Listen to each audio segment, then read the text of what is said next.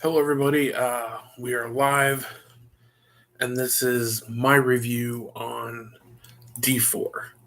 So, I'm planning on making this video for a while. I wanted to get as much time in with the game as I can.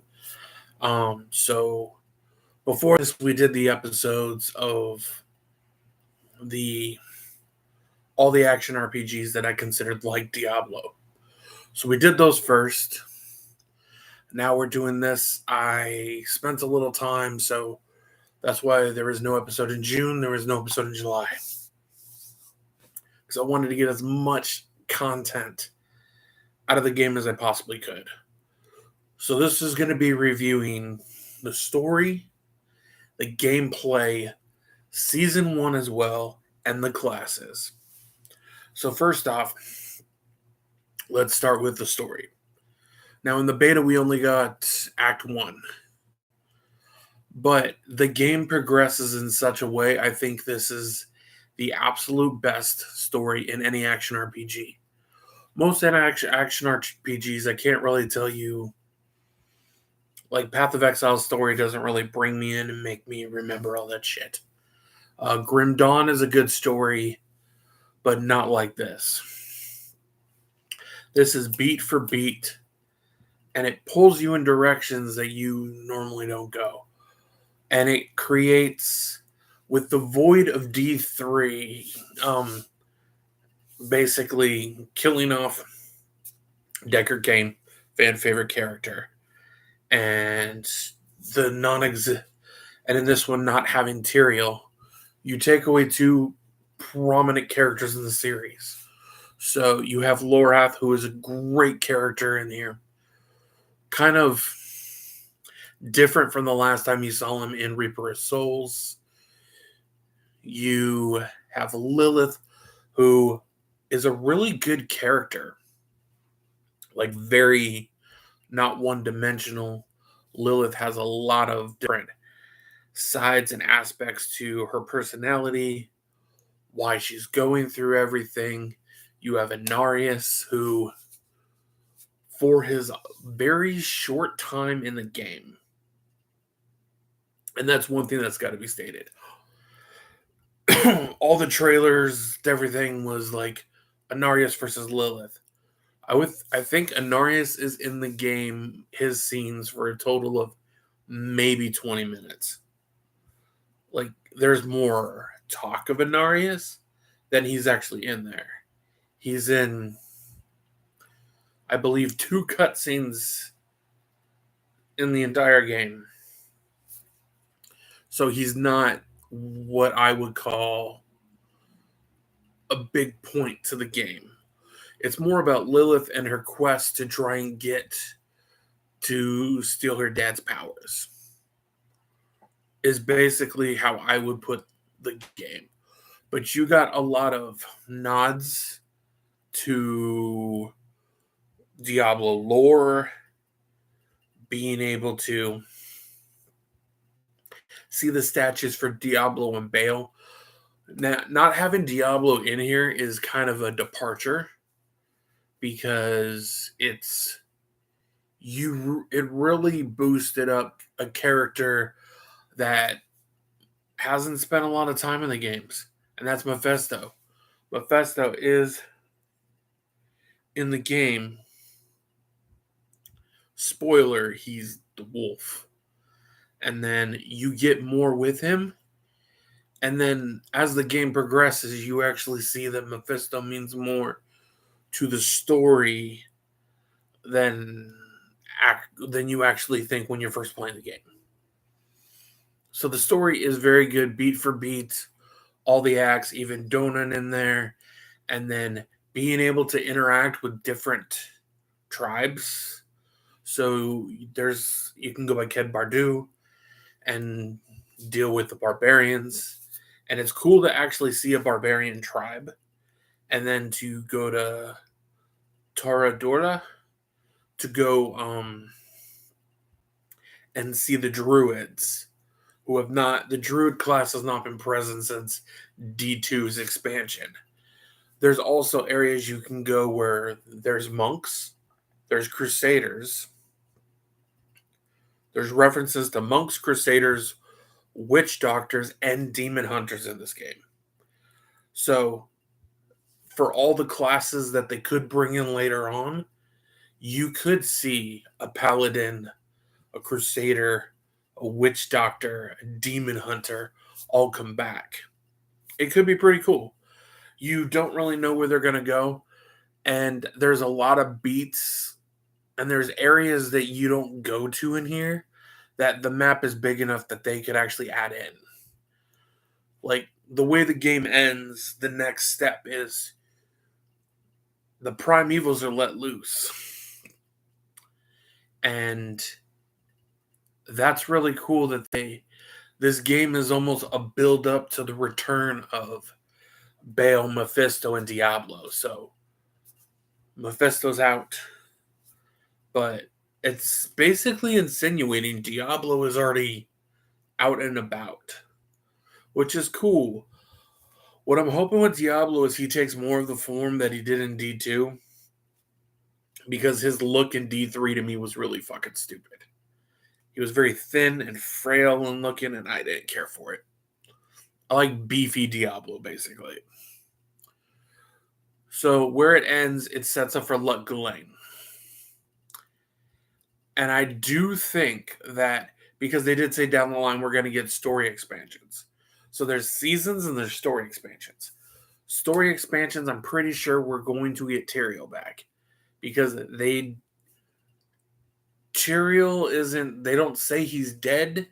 There's even a segment between Neriel, who's like the new, you thought she was going to be the new Deckard Cain, but she turns out to be like the new possessee, basically, where she's kind of under the spell of Mephisto. They're talking about Tyrael around a campfire, but when the hero comes up, there's non-existent. Also, one thing in here that people are asking is, how come the Nephilim is not talked about? Well, there is an item in Diablo lore, when I was watching videos, that can make you forget things that are going on. And what if something happened, because the Soul Stone can actually make you forget things? What happens if one of the Soul Stones, its whole purpose was to make them forget about the Nephilim?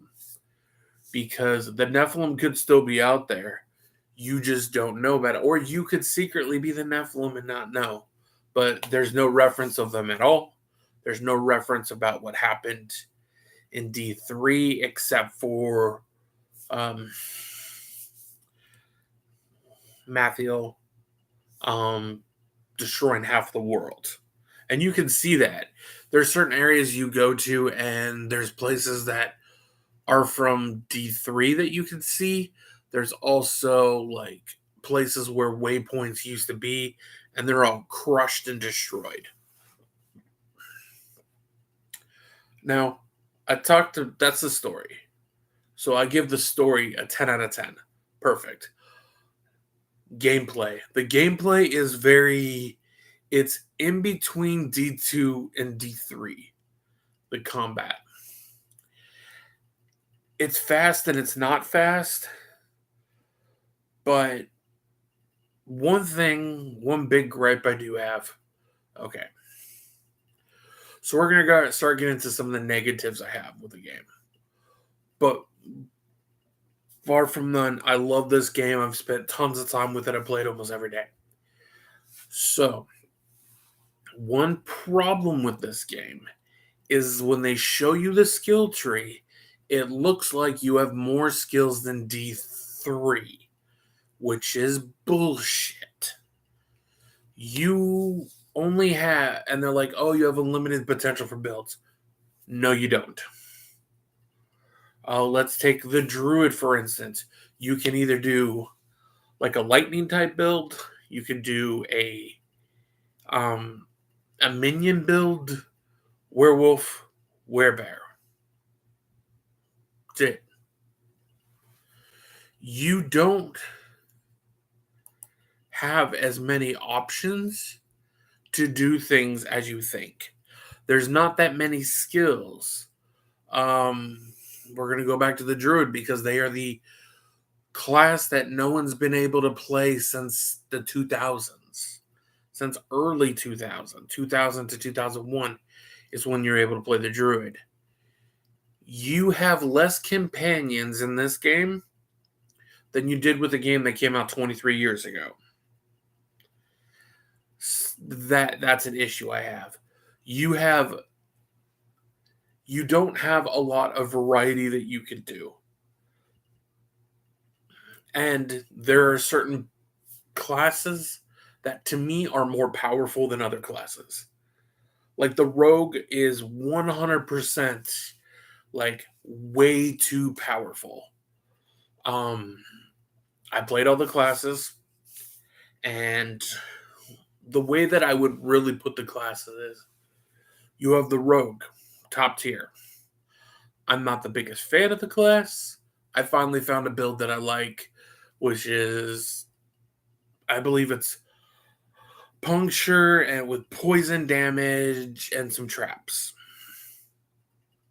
Very good. Right underneath them, I know people say the sorceress is not powerful, but I fucking beg to differ. Lightning sorceress, very good. That's the one that I use with chain lightning, everything. It just fucking boom. It does really well with content.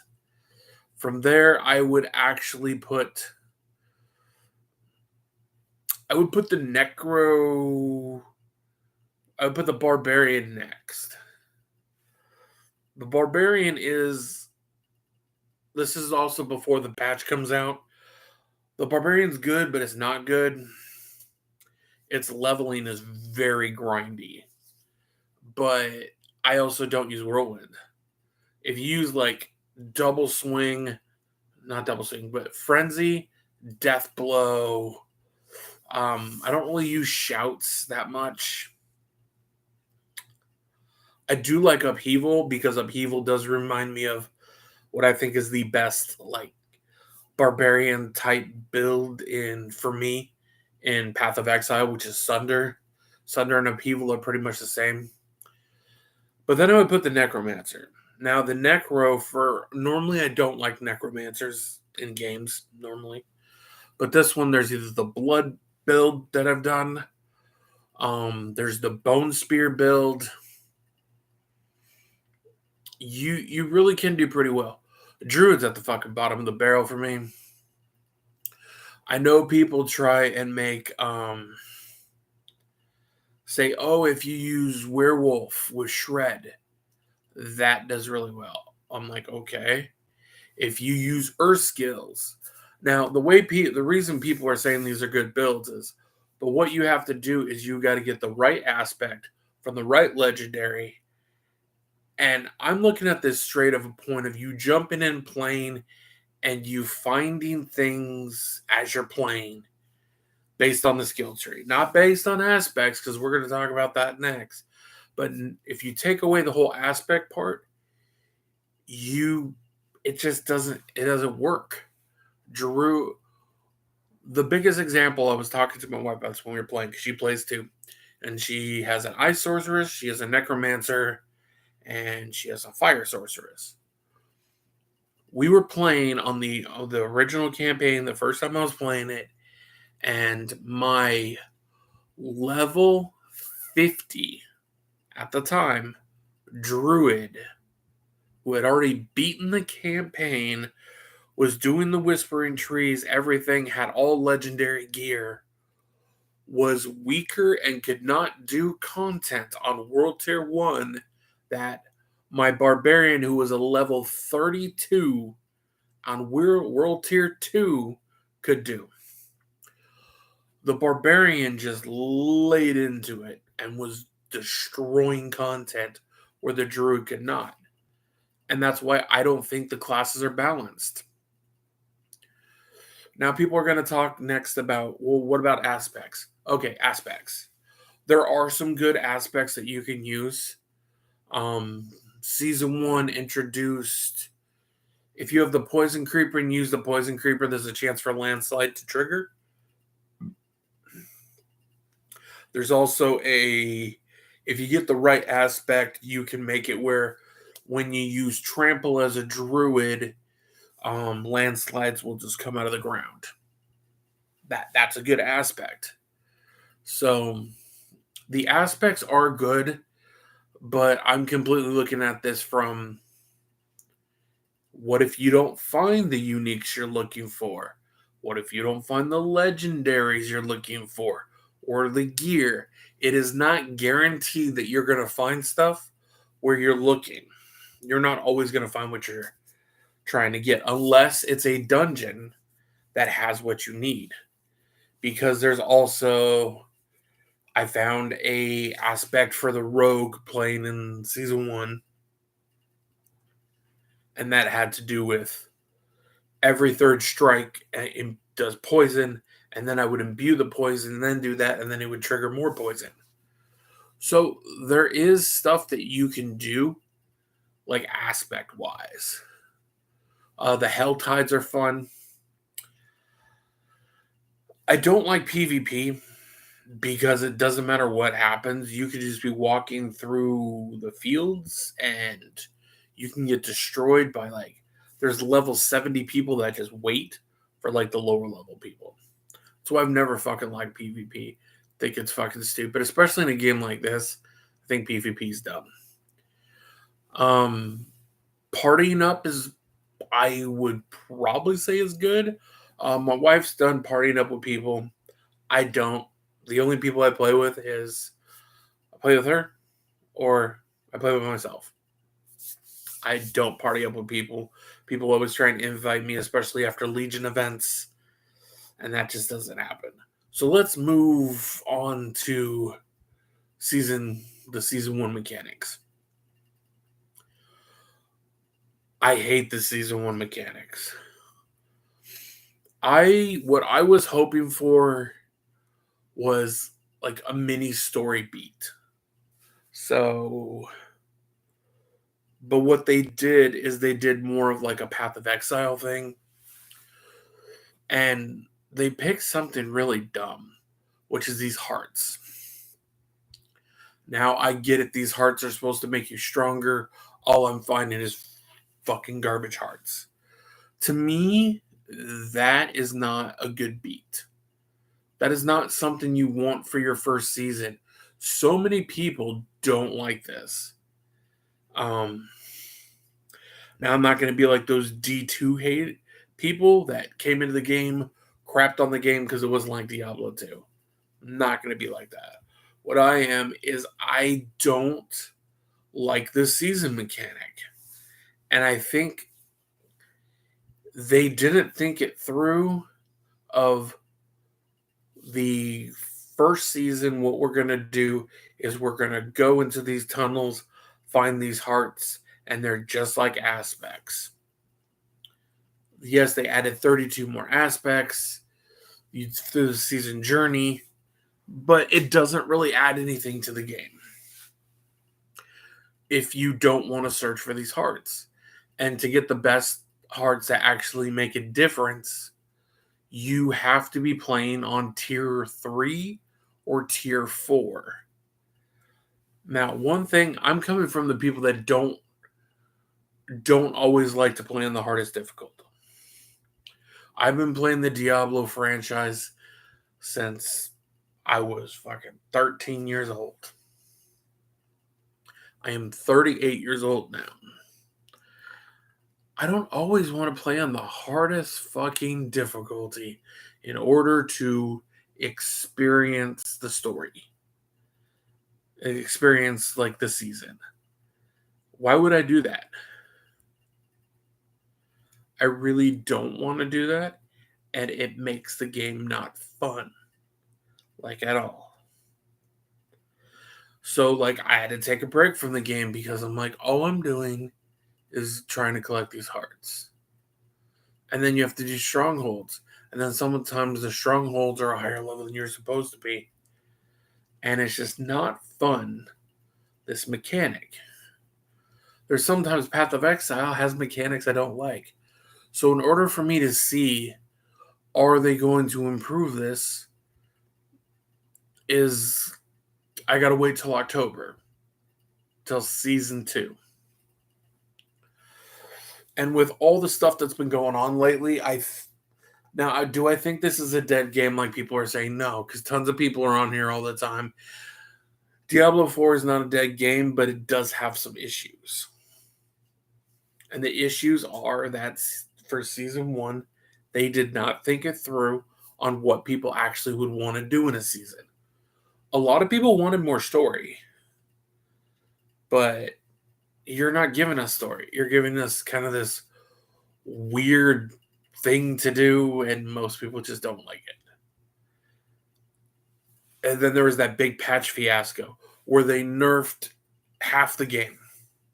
They nerfed so much stuff, but because then people complained, now they're buffing everything. So they need to find a better way to do it. And there's so many people that jumped into the game just to complain. And I'm not going to mention who they are because some of them are content creators that I like. But I will always say that if you're biased because your heart lies in a different action RPG, it's kind of hard to give like a good notion. Like hardcore Path of Exile players, hardcore Last Epoch players, coming into D4 with expectations. D4 is like, the best way I could put it is if you were to look at action RPGs like fast food chains, Diablo is McDonald's. Flat out McDonald's. They are the name brand. They are the ones that changed it, changed the game. If there was no Diablo, there would be no action RPG genre how it is now. There wouldn't be. And yes, has there been new up and coming RPGs over the last couple of years that have revolutionized it? Yes. And Diablo took a lot from them. One good thing about D4 that no one's talking about is, first off, Path of Exile came out and talked about Path of Exile 2. 100% they probably did it because of what's going on. Last Epoch is adding more stuff to their game. You have other companies that now want to make action RPGs because of it. And you even have Grim Dawn, who originally, like a year ago, said they were done with Grim Dawn and they're going to make a different type of game, and then they come back to Grim Dawn later.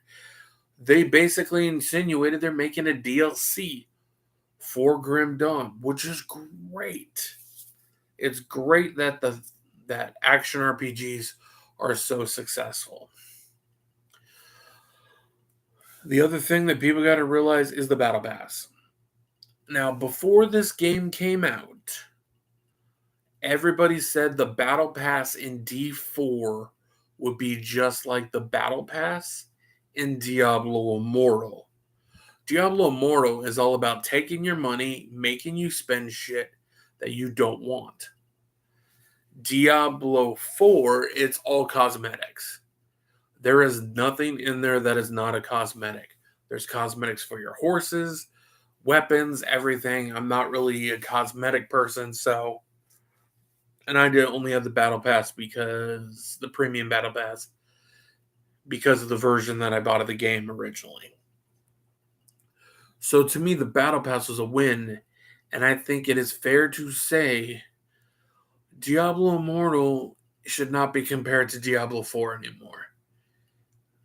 Completely different games. One's a mobile game and one's a PC game. Well, PC/consoles. Because this is actually what I play my Diablo on. What's this? I don't play it on the computer, so I can't say how the specs are on PC, but I can say on the Xbox, I've only had a couple instances disconnection issues. The game works really well. I have a lot of fun playing it. But there are flaws, and I'm not going to act like there are some flaws in the game. So what I tell everybody what you should do is give the game a chance if you want to give it a chance. I would almost say wait until season 2 because season 1 has a lot of the fan base divided on is this what we really wanted in season 1? And I watch all the campfire chats, the developer streams, everything. But it is the if you want the campaign and the end game are really good. But the season, I don't know. And for all the people who say there's nothing to do with end game, the I think those are the people that play the game for like 16 hours a day.